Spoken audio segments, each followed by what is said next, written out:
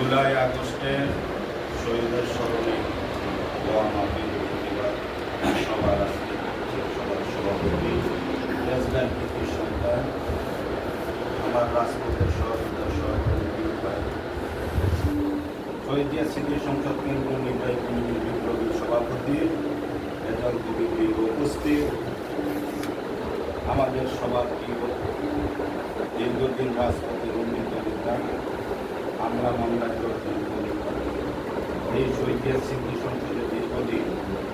নেতৃত্ব দেওয়ার নেতা চট্টগ্রামের কৃতি সন্তান শহীদিয়া স্মৃতি সংসদ কেন্দ্রীয় নির্বাহী কমিটি senior vice president Rafiqul Islam Rafiq ভাই উপস্থিত আছে শহীদিয়া স্মৃতি সংসদ কেন্দ্রীয় নির্বাহী কমিটির যুগ্ম সাধারণ সম্পাদক লতিফুর রহমান বকুল ভাই উপস্থিত আছেন শহীদিয়া স্মৃতি সংসদ কেন্দ্রীয় নির্বাহী কমিটির যুগ্ম সাধারণ সম্পাদক জানি আলম হারুন ভাই উপস্থিত আছেন শহীদিয়া স্মৃতি সংসদ কেন্দ্রীয় নির্বাহী কমিটির যুগ্ম সাধারণ সম্পাদক মাহবুবুর রহমান উপস্থিত আছেন চুয়াডাঙ্গা জেলা বিপ্লবী সভাপতি আব্দুল ভাই আরও উপস্থিত আছেন যুগ্ম সাধারণ সম্পাদক আহসানুল্লাহ উপস্থিত আছেন যুগ্ম সহসাংগঠনিক সম্পাদক আমাদের নুর ইসলাম ফরাজি প্রিয় সাথীবৃন্দ সংগ্রামীবৃন্দ জুলাই আগস্টে সারা বাংলাদেশের স্বৈরাচার হাসিনা যে আন্দোলনের তোপের মুখে শহীদিয়া স্মৃতি সংসদ সহ বিএনপি এবং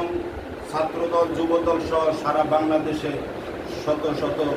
ছাত্র ভাইরা শহীদ হয়েছেন তার মধ্যে আমি একজন আহত শহীদ যোদ্ধা আমি মিরপুর 10 নম্বরে আমার ছেলেপেলে এবং আমার লোকজনকে নিয়ে ওখানে উপস্থিত ছিলাম আমাদের দিবু ভাই উপস্থিত ছিলেন উত্তরা ভিএনএস সেন্টারে এই শহীদের রক্তের বিনিময় আবার এই দেশে নতুন করে স্বাধীনতা আসছে 1981 সনে চট্টগ্রাম কালুরঘাট বেতকার কেন্দ্রে শহীদ প্রেসিডেন্ট জিয়া রহমান তিনি শাহাদাত বরণ করেন তার ধারাবাহিকতা 1982 সনে এই সংগঠন পরিচালিত হয় প্রতিষ্ঠিত হয় সংগঠনের যিনি প্রতিষ্ঠাতা করেন আমাদের সাবেক স্পিকার সাবেক আইনমন্ত্রী মির্জা গোলাম হাফিজ প্রতিষ্ঠাতার বিপ্লবী সাধারণ সম্পাদক সাবেক যোগাযোগ মন্ত্রী প্রেসিডেন্ট নাজমুল হুদা আমাদের দীর্ঘদিনের সহযোদ্ধা সহকর্মী প্রিয় নেতা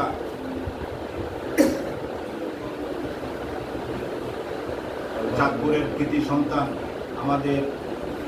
এই রাজনৈতিক অভিভাবক দীর্ঘদিন একসাথে কাঁধে কাঁধ মিলে কাজ করেছি আজকে আমাদের মাঝে নেই বীর মুক্তিযোদ্ধা আল হাজেমি মান্নান জমাদার আমার সহযোদ্ধা রেজা কবির দীপু ভাই সহ দীর্ঘদিন আমরা এই সংগঠন নেতৃত্ব দিয়ে আসছি শুধু কয়েকটি কথা বলতেই শেষ নাই এই সংগঠন শহীদ প্রেসিডেন্ট জিয়া রহমানের স্মৃতিসাধন সংগঠন শহীদ প্রেসিডেন্ট জিয়া রহমানের আদর্শিত একটি সংগঠন এই যে জিয়া জন্ম না হলে বাংলাদেশ কোনোদিন স্বাধীনতা পেতাম না 1971 সালে 26শে মার্চ মহান স্বাধীনতা ঘোষণা দেয় চট্টগ্রাম কালুরঘাট বেতার কেন্দ্র থেকে সেই শহীদ প্রেসিডেন্ট জিয়া রহমানের স্মৃতিচারণের বাংলাদেশ জাতীয়বাদী বিএনপি সহযোগী সংগঠন শহীদ জিয়া স্মৃতি সংসদ শহীদ প্রেসিডেন্ট জিয়া রহমানের যে আদর্শিত আমরা সৈনিক আজকে আমাদের মাঝে নাই শহীদ প্রেসিডেন্ট জিয়া রহমান সারা বাংলাদেশে যখন বিভিন্ন জায়গায় রাষ্ট্রীয় প্রোগ্রামে তিনি যেতেন তখন তার একটি বৈশিষ্ট্য ছিল আগে নামাজের টাইম হইলেই তিনি ওইখানে নামাজ আদায় করতেন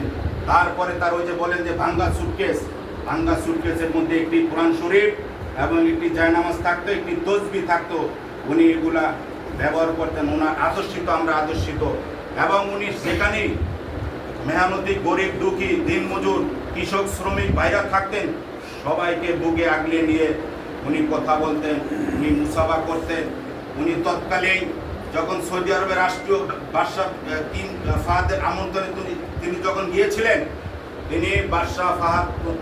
বাংলাদেশ সরকার তখন প্রেসিডেন্ট জিয়া রহমানকে কিছু অনুদান দিতেছিলেন তিনি বলছেন না আমার অনুদান লাগবে না আমার দেশে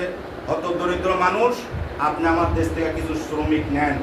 উনি আমার দেশের থেকে শ্রমিক নিছে আজকে আমার জানা মতে 3 থেকে 3.5 কোটি শ্রমিক ভাইরা বিদেশে কাজ কাম করছে এই দেশে রেমিটেন্স যোদ্ধা পাঠাইছে এটা শুধু একমাত্র শহীদ প্রেসিডেন্ট জিয়া রহমানের কারণে সরকার এই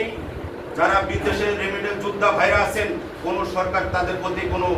অ্যাক্টিভ নেয় শুধু এটা শুধু শহীদ প্রেসিডেন্ট জিয়া রহমান এবং বেগম খালেদা জিয়া যখন প্রধানমন্ত্রীর দায়িত্ব ছিলেন তখন ওনারা এটা ব্যবস্থা করে গেছেন। এর বাইরে কোনো সরকার এগুলা করে নাই। পাশাপাশি আমাদের প্রিয় নেত্রী দীর্ঘ 6টি বছর তারে মিথ্যা বানোয়াট একটি মামলা দিয়ে তাকে জেলে পুরে বেঁধে রেখেছিলেন, রাজনীতি থেকে দূরে সরিয়ে রাখছেন।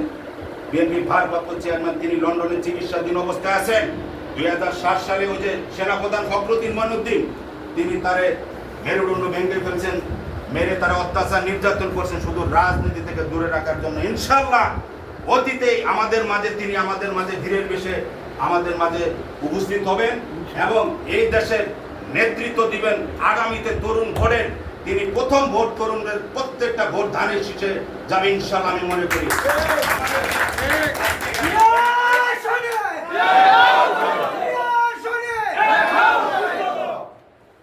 উনি একটা কথা বলেছেন